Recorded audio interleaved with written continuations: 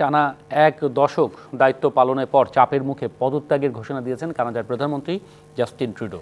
সরে দাঁড়াবেন দলীয় প্রধানের পদ থেকেও। তবে দলের নতুন নেতৃত্ব নির্বাচিত না হওয়া পর্যন্ত প্রধানমন্ত্রী দায়িত্ব পালন করবেন তিনি। অটোয়ায় সংবাদ সম্মেলনে ট্রুডো বলেছেন, আগামী নির্বাচনে সত্যিকারের পছন্দের কাউকে চায় তার দেশ। দিন ধরে চাপের মুখে কানাডার প্রধানমন্ত্রী জাস্টিন ট্রুডো। বিতর্কিত বিভিন্ন নীতির কারণে জনপ্রিয়তা তলানিতে ঠেকেছিল। কানাডার উপর নতুন মার্কিন প্রেসিডেন্ট ডোনাল্ড ট্রাম্পের শুল্ক আরোপের ঘোষণায় চাপ আরও বাড়ে। আসন্ন নির্বাচন নিয়ে জরিপে ক্ষমতাসীন লিবারেল পার্টির ভরাডুবির আভাস পাওয়া যায়। এমনই এক পরিস্থিতিতে দিলেন পদত্যাগের ঘোষণা। রাজধানী অটোয়ায় সংবাদ সম্মেলনে জানালেন, দল নতুন নেতা নির্বাচন করার পর ইস্তফা দেবেন দলীয় প্রধান ও প্রধানমন্ত্রীর পদ থেকে। I intend to resign as party leader, as prime minister, after the party selects its next leader.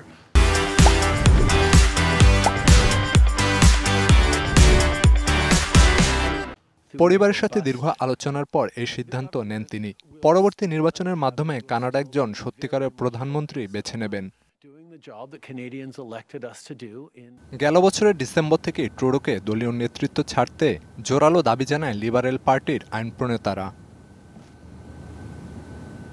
অর্থমন্ত্রী ডমিনিক লেব্লাঙ্ককে অন্তর্বর্তীকালীন নেতা ও প্রধানমন্ত্রী হিসেবে দায়িত্ব দেওয়ার বিষয়ে আলোচনা হয়েছে বলেও গুঞ্জন উঠেছে। অক্টোবরে কানাডার নির্বাচন। কনজারভেটিভ পার্টির কাছে লিবারেলদের ভরাডুবির পূর্বাভাস দিচ্ছে বিভিন্ন জনমত জরিপ। এমন পরিস্থিতিতে ট্রুডোর পদত্যাগ লিবারেল পার্টিকে নেতৃত্বশূন্য করতে পারে বলেই আশঙ্কা করা হচ্ছে। Khalid Hasan, DBC news desk.